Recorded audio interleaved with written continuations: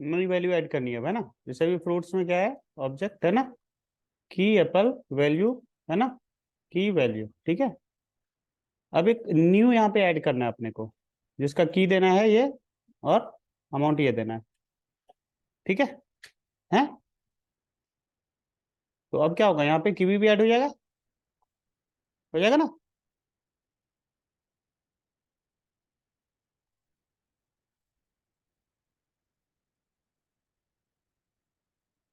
आ गया, लास्ट में ऐड हो गया।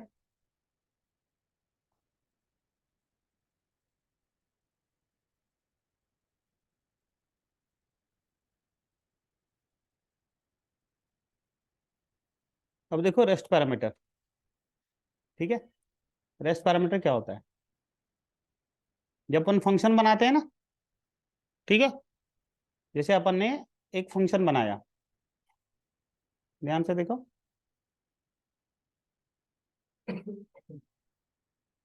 अपन ने कोई फंक्शन बनाया, फंक्शन कैसे बनाते हैं, फंक्शन कीवर्ड से, ठीक है। फंक्शन का नाम कुछ भी दे दिया, एक पैरामीटर पास कर दिया यहाँ पे, और यहाँ पे लिख दिया डॉक्यूमेंट डॉट राइट।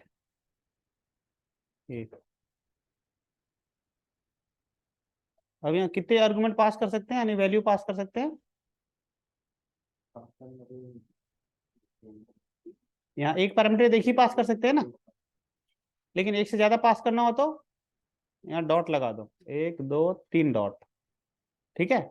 फिर यहाँ कितने भी पास कर सकते हैं, कितने भी। हाँ, नहीं नहीं नहीं, वो फिक्स है, इसको बोलते हैं वेरिएबल लेंथ आर्गुमेंट, है ना, या रेस्ट ऑपरेटर। हाँ, देखो आगे सारा, ये देखो अभी उसको हटा दोगे तो नहीं आएगा।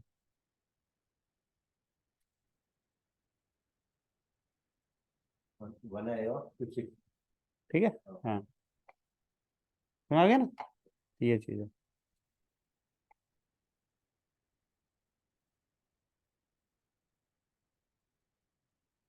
लिख लो यहाँ पे, ठीक है। इसको वेरिएबल लेंथ आर्गुमेंट भी बोलते हैं, है ना। एक ही पैरामीटर में मल्टीपल आर्गुमेंट पास करना, है ना।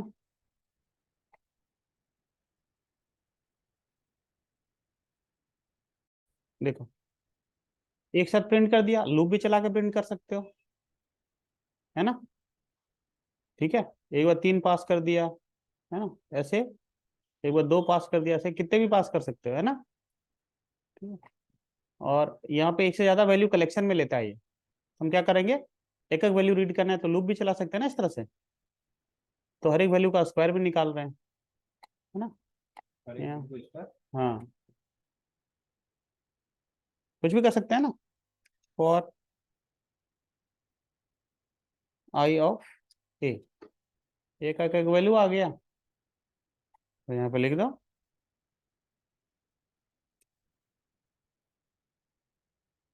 आई इंटू इंटू आई, है ना।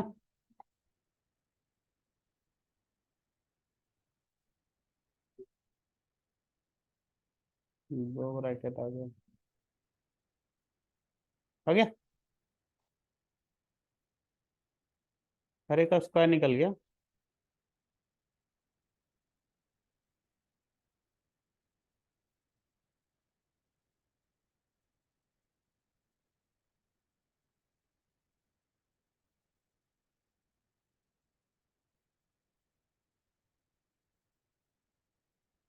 अगेन सिक्स का सिक्स, ये छः का छः पावर हुआ ना, ये तीन का पावर हो गया तीन, 27, दो का पावर दो, नौ का पावर नौ, आठ का पावर आठ, आ गया। जो आगे की वैल्यू आ रही है ना वो देखो, वो पावर की बात में आ रही है ना वैल्यू, कौन से जो ऊपर फोर, 4 6 6 6, हाँ तो ये सिक्स का सिक्स होगा ना पावर, छः छक 36, छक छक इंटू इंटू ऐसे ऐसे होता जाएगा ना। हाँ हाँ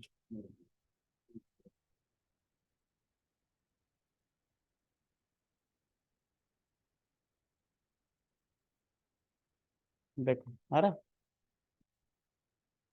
2 का पावर 2, 3, ये 5 का पावर 5, ठीक है, ये 4 का पावर 4। 5 का पावर 25 आ गया, नहीं तो किसी आगे 30 है ना। 31। 2 का पावर 2, 3 का पावर 3, 5 का पावर 5। 3 का पावर 3 कितना होगा? 3 3 होते 27। 5 का पावर 5 कितना होगा? 5 5 25, 25 125, 25 625, इस तरह आएगा ना। अच्छा, मतलब कि फैक्टोरियल में निकाला है कि 5 × 5 × 5 बार। ओके ओके, वो वाला आ रही है ना। अब समझ बोल रहा।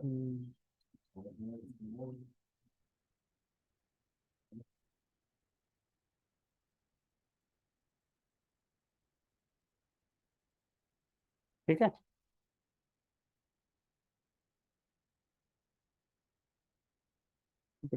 यहाँ पे एक और वेरिएबल नहीं ले सकते अपन, यहाँ चाहे ना बी लेना, एरर देगा। ठीक है, हाँ, एरर क्यों देगा ये?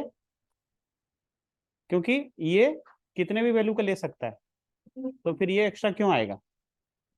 ठीक है, इसलिए एक्स्ट्रा पैरामीटर नहीं अपन है ना दे सकते हैं जब यदि यहाँ पे रेस्ट पैरामीटर ले लिया तो। ये ध्यान रखना, आ गया तेरा भाई। हाँ, अब देखो, अब है स्प्रेड ऑपरेटर।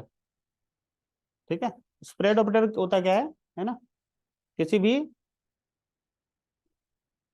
कलेक्शन को बिना लूप चलाए इटरेट करना। हाँ, देखो, अभी अपने पास जैसे कोई यहाँ पे कलेक्शन है, मान लिया एक ये कलेक्शन है एरे, ठीक है ना। अब इनको एक एक करके इसमें बी में कॉपी करना है, क्या करोगे? देखो, यहाँ पे मान लिया इसका अपना वैल्यू 2 है, उसके बाद ये ऑल एलिमेंट यहाँ पुश करना है, तो कैसे करोगे? तो सीधा ऐसे लगा दो, 1 2 3 और 1। तो अब एक एक का एलिमेंट अपने आप बाहर निकल करके यहाँ आ जाएगा, और आगे कुछ भी चाहो तो ऐड कर लो, समझ में? तो जब बी को प्रिंट करवाएंगे तो 2, फिर इसका ऑल एलिमेंट अपने आप आ जाएगा यहाँ पे, है ना, बाहर निकल के ऐड हो जाएगा, और 3।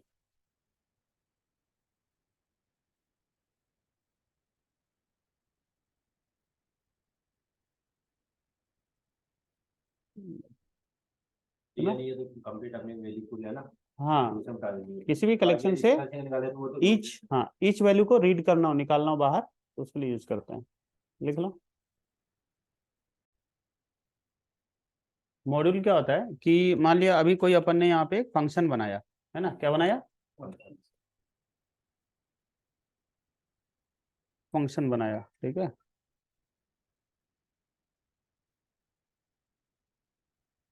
रिटर्न भी करवा सकते हैं ना, है, रिटर्न हेलो, अपने आप नहीं है, कुछ करा रहा हूँ। ठीक है। अब ये रिटर्न होगा, तो इसको अपन प्रिंट करवा सकते हैं, तो है ना, एक वेरिएबल में यहाँ पे रख लेते हैं उसको, एफ को। जो भी ये रिटर्न होगा वो एफ वाला वैल्यू, है ना, के में आ जाएगा। रिटर्न के एफ के पास गया, एफ को कॉल करा, ठीक है, के में, तब यहाँ के में हेलो आ गया। ठीक, अब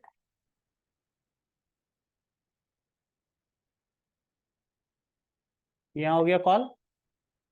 अब इसको क्या दूसरे फाइल में कॉल कर सकते हैं अपन? एक और अपन ने बना लिया फाइल, यहाँ पे कॉल कर सकते हैं क्या? हाँ, तो यहाँ पे कॉल हो पाएगा? डायरेक्ट तो नहीं हो पाएगा। बोलो।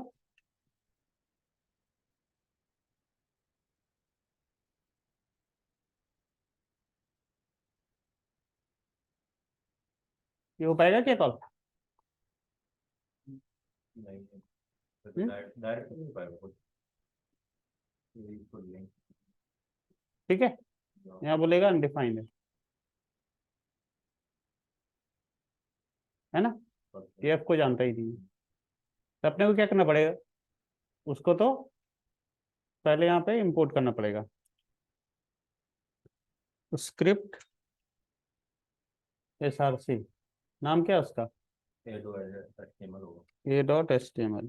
देखो यहाँ पे एक्सेस होता है क्या, ठीक है, नहीं हुआ। उसके लिए क्या करना पड़ेगा, देखो इस फाइल को, ये जो ए वाला है ना, इसको JS से सेव हमें करना पड़ेगा। किससे सेव करना पड़ेगा, JS से। HTML के डॉट HTML की जगह पे किसे सेव करना पड़ेगा, .js, और ये टैग हट जाएगा, और इसको हाँ सेव एज दो कर a.js। ठीक हो गया। तो फिर वहाँ पे जेएस कॉल होगा। हाँ अब ये यहाँ आएगा और यहाँ HTML की जगह पे लिख देंगे a.js। ठीक है ना, आएगा।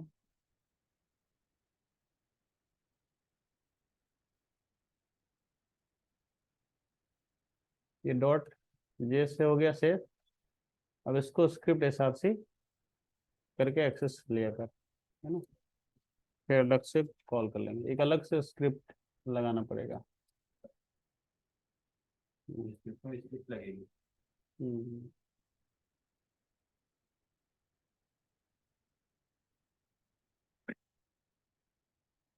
के लिए स्क्रिप्ट एक अलग से ये कॉल नहीं, करो। जेएस को अलग लगेगा, स्क्रिप्ट और इसके अलग लगेगी।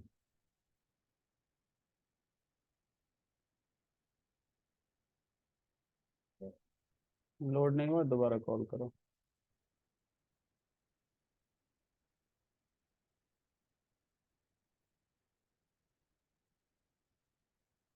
नहीं आ रहा,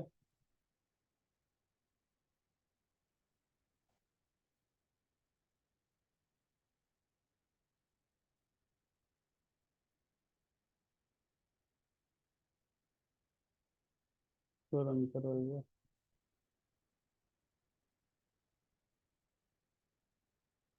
ओके लॉन्च हो गया, अब इसको कॉल करो, बी वाले को।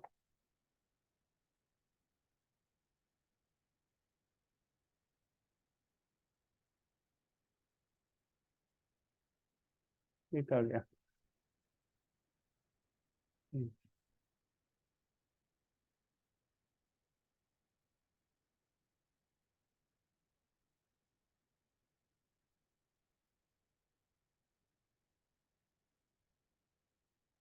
क्या बोल रहा है,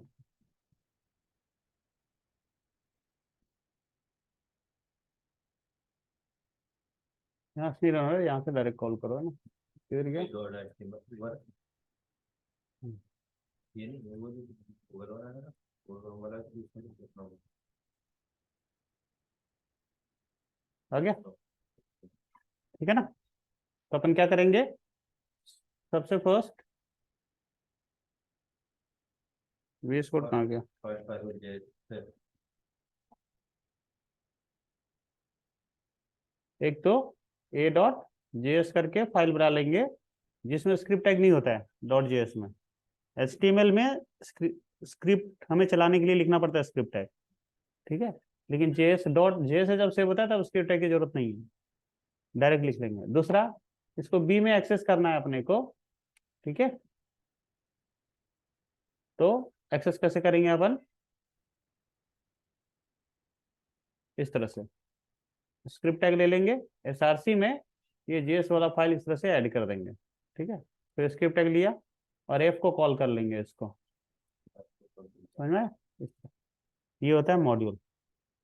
तो जब कोई एक जावास्क्रिप्ट के फंक्शंस को मल्टीपल फाइल्स में एक्सेस करना हो तो वो फंक्शन एज अ मॉड्यूल आपका काम करेगा, समझ गया। किसी जावास्क्रिप्ट का कोई single function multiple HTML file के लिए बनाना हो तो उसको .js से सेव कर देंगे तो वो एज अ मॉड्यूल काम करेगा, ठीक है। देखो अब देखो, अपने पास कोई है ना, मान लिया प्रोग्राम है, ठीक है ना। हम्म। अभी तुम यहाँ लिख दिया अभी डॉक्यूमेंट डॉट राइट, है ना, ये एरर देगा, बोलेगा ये डिफाइन नहीं तो प्रिंट कैसे करवाते हो। लेकिन ये जो एरर आएगा वो कहाँ पे आएगा, यहाँ पे आएगा, इंस्पेक्ट में आया। लेकिन हम चाहते हैं कि ये मैसेज वहीं पेज में आ जाए, एरर आवे तो कहाँ आवे, ये एरर को एक्सेप्शन कहते हैं। क्या कहते हैं, जब रन टाइम कोई एरर आवे तो उसको क्या कहते हैं, एक्सेप्शन। तो इस एक्सेप्शन को, एरर को हैंडल कैसे करेंगे, ठीक है, कि हैंडल करके हम मैसेज यहीं पे रिफ्लेक्ट करवा सके पेज में ही, यहाँ आने की जरूरत ना पड़े, ठीक है। तो उसके लिए हमें क्या करना पड़ेगा, एक्सेप्शन हैंडल के मैकेनिज्म यूज करने पड़ेंगे। और एक्सेप्शन को हैंडल के लिए एक ब्लॉक आता है जिसका नाम है ट्राई ब्लॉक, है ना, क्या नाम है, ट्राई। और इससे रिलेटेड जो मैसेज आएगा उसको हैंडल के लिए क्या लेते हैं, कैच। फिर यहाँ पे ले लेंगे एरर, ठीक है।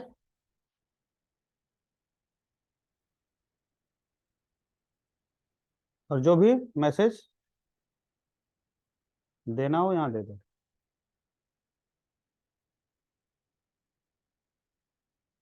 है ना। अब रन करो, देखना पेज में ही एरर आएगा।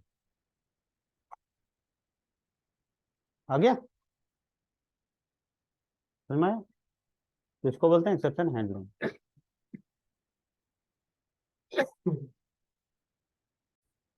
तो इसमें कौन कौन से ब्लॉक होते हैं, है ना, ट्राई कैच, फाइनली और थ्रो। ट्राई और इसका यूज तो देख ही लिया, कैच का, फाइनली का देख लो।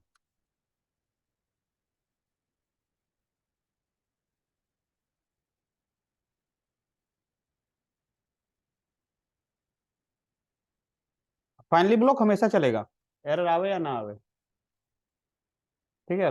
लाइक यहाँ पे लिख दिया भाई, अभी एरर आया ना तो भी ये चलेगा, और एरर नहीं आएगा तो भी चलेगा। आ गया भाई, एरर हटा देते हैं। मान लिया यहाँ पे कुछ ऐसे लिख दिया, ये तो इसे आउटपुट हो जाएगा ना, ठीक है, ये लिखा हुआ आ जाएगा, एरर थोड़ी है, अभी आ रहा है। तो फाइनली ब्लॉक जो है वो हमेशा चलता है, एरर आवे या नहीं आवे, ठीक। लिखो,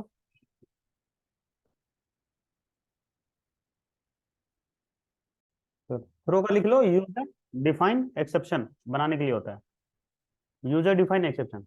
यूजर अपना एक्सेप्शन, है ना, खुद बना सकते हैं इस तरह से। जैसे यहाँ ट्राई लिया, अब जैसे ए इक्वल्स टू अभी 2 है, यदि ए की वैल्यू 5 से नीचे रहा तो ये एक नया एक्सेप्शन थ्रो हो जाएगा। तो ये एरर जो ऑब्जेक्ट है उसकी हेल्प से बनता है, यहाँ जो भी लिखोगे वो मैसेज रिफ्लेक्ट हो जाएगा, अदरवाइज ये आ जाएगा। तभी देखो फिर यहाँ पे अपन ने क्या करा, है ना, अभी 2 लिखा है, ये आ जाएगा। अब यदि यहाँ 20 लिख देंगे तो ये वाला आएगा, लिख लो।